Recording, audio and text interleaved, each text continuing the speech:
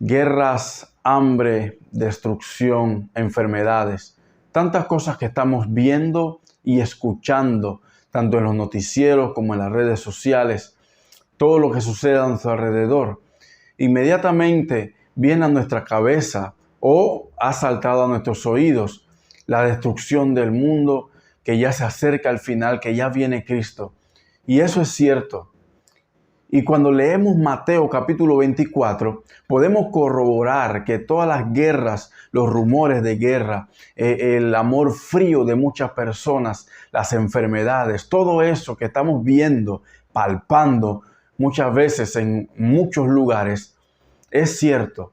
Pero hay algo de Mateo 24 que estamos pasando por alto.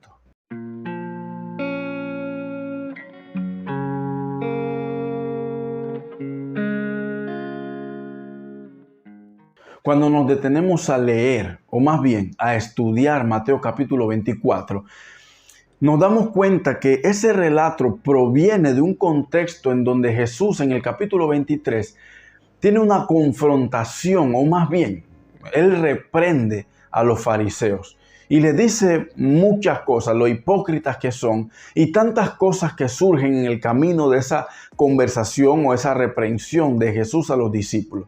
Pero cuando caemos en el capítulo 24, nos encontramos a Jesús saliendo del templo, los apóstoles tratando y diciéndole, mira esta belleza de templo, qué hermoso y toda la estructura. Y Jesús inmediatamente los frena y les dice, todo eso que ven, toda esta hermosura, no va a quedar piedra sobre piedra. Luego vemos en el relato cómo él se retira, al parecer se va al monte, se retira al monte que normalmente iba con sus apóstoles, sus discípulos. Y los discípulos ahí, quizá con un poco de temor o con un poco de ese recelo que muchas veces tenían los discípulos en muchos relatos, vemos que le preguntan a Jesús por señales y cómo será ese día del fin de todas las cosas y cuando Él regrese nuevamente. Y Jesús les dice una serie de cosas que van a acontecer. Pero normalmente cuando vemos capítulo 24 de Mateo, como dije anteriormente, nuestra mente, nuestros oídos inmediatamente corren o se van guiando por lo que hemos escuchado o por lo que nosotros vagamente probablemente hemos entendido sobre la segunda venida de Cristo. Porque inmediatamente escuchamos a muchas personas decir, el tiempo final de todo va a ser con guerras y todo eso va a ser las señales del fin y que antes que Jesucristo venga va a haber hambre, destrucción, pestes y todo eso. Y eso es cierto. Eso Mateo 24 nos lo relata perfectamente. Pero cuando nosotros nos detenemos, como dije anteriormente, y creo que es lo que tenemos que hacer cuando leemos Mateo 24, lógicamente todas las escrituras, pero cuando leemos acerca del final de todo en Mateo 24, tenemos que detenernos un momento, hacer una pausa y leer detenidamente cada detalle de ese capítulo. Porque ese capítulo nos da muchas referencias, señales del final de todo. Pero hay algo dentro de Mateo 24 que estamos pasando muy por alto.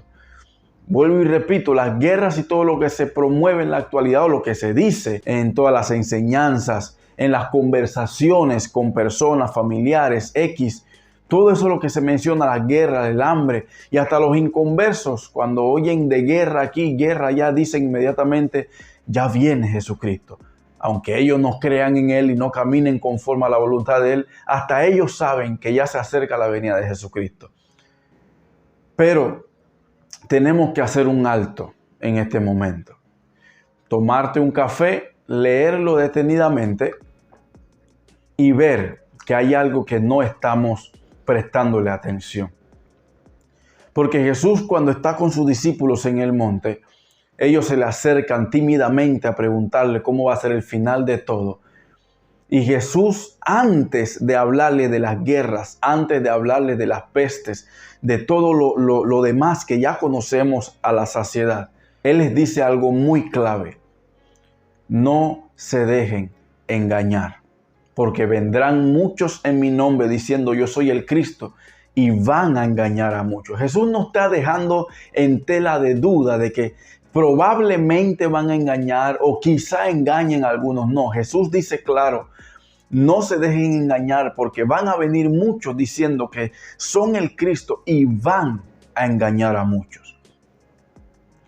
Si ya está sucediendo, creo que tenemos que comenzar a prestar atención a todos esos detalles. Y esto no es algo que solamente Jesús narra al inicio de esta conversación o al inicio de la respuesta que le da a los discípulos, sino que lo vuelve y lo repite en el versículo 11, cuando dice, y muchos falsos profetas se levantarán y engañarán a muchos. Jesús está siendo muy enfático en que van a ser engañados. Porque nuevamente al final de la primera parte del relato de Mateo 24 en cuanto a la destrucción del templo, vuelve y repite en el versículo 24 y dice, porque se levantarán falsos cristos y falsos profetas y harán grandes señales y prodigios de tal manera que engañarán, si es posible o si fuere posible, aún a los escogidos. Y aquí hay algunas cosas que tenemos que prestarle atención. Probablemente no vamos a ser tan profundo en esto porque se nos va a ir el tiempo y no quiero que sea muy largo el video.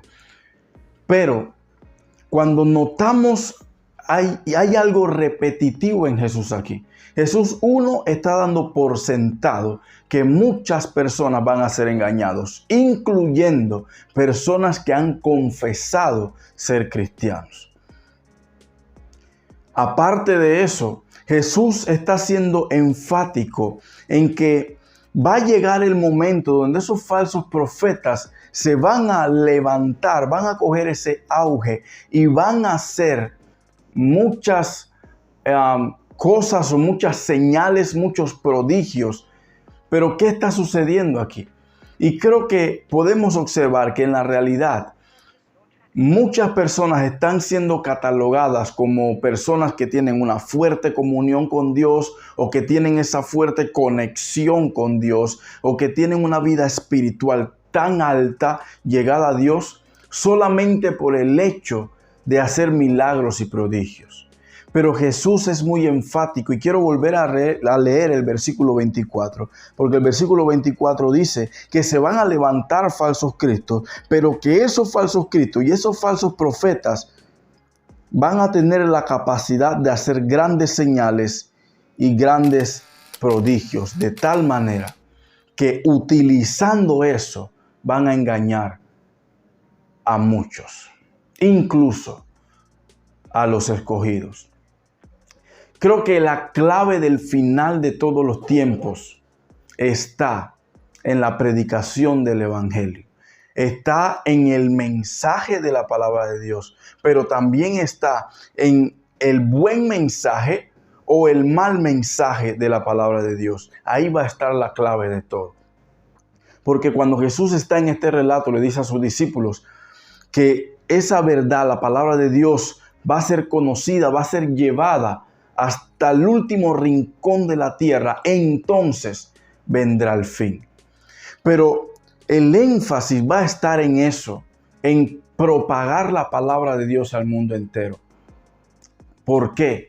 Porque todo aquel que enseñe la palabra de Dios correctamente y como debe ser, como un buen maestro, un buen profeta, un buen siervo, un buen discípulo de Cristo, va a llevar al pueblo de Dios al camino correcto, incluyendo a las personas que no han conocido o no han querido reconocer a Cristo como su Salvador. Al escuchar la verdad de Cristo van a ser libres de sus pecados y van a caminar en el sendero de la luz, en el sendero de la paz, en el sendero de la justicia de Cristo.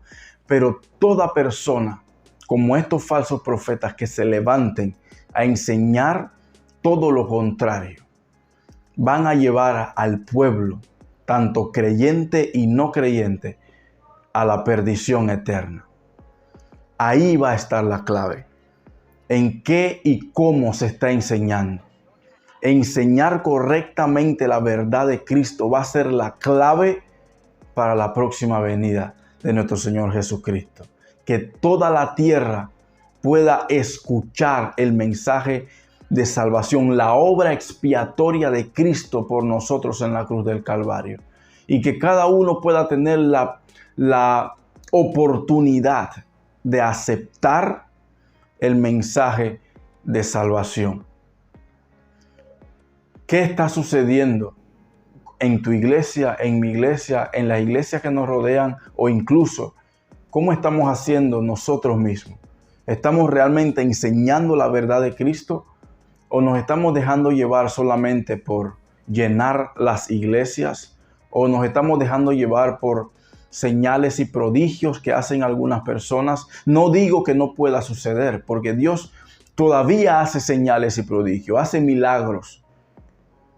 Pero los milagros no van a determinar lo cerca o lo lejos que esté una persona de una comunión directa con el Padre. Lo va a determinar el fruto personal que cada uno de ellos y el mensaje que propague a la luz de la palabra de Dios. No quiero ahora que dudes de todos los predicadores. No quiero que dudes de tu pastor, del que predica en tu iglesia. Pero lo que sí quiero que hagas es que todo lo que escuches, sea de tu pastor, de tu apóstol, de tu profeta, el título que quieran ponerse, todo lo que escuches de ello, revísalo a la luz de las Escrituras. Porque si lo que dicen no está alineado con las Escrituras, entonces te está mintiendo. Y si lo está haciendo, te recomiendo que salgas y que huyas de ese lugar. Y busques un lugar donde realmente vas a escuchar, aprender y a practicar la palabra de Dios como debe ser. Me encanta Esdras. Por eso tengo a Esdras como uno de los personajes favoritos míos en la palabra de Dios. Porque Esdras nos enseña los pasos a seguir en cuanto al caminar con Cristo. Profundizar en las Escrituras, practicar las Escrituras, pero también enseñar las Escrituras a todo el pueblo. Eso es lo que Dios quiere que tú y yo hagamos desde hoy, si no lo estamos haciendo. Si no lo estás haciendo, te insto a que desde ya puedas comenzar a predicar lo que la palabra realmente enseña y no lo que tus sentimientos indiquen o no solamente lo que otras personas han querido que tú sepas. Realmente, vea las Escrituras y analiza todo a la luz de las Escrituras. Y te vas a dar cuenta que en ellas vas a encontrar la verdadera libertad que Dios quiere que tú tengas. Y la verdadera salvación, la verdadera fe que Dios quiere que tú tengas en estos tiempos que son y que seguirán siendo aún más difíciles. Que Dios te bendiga.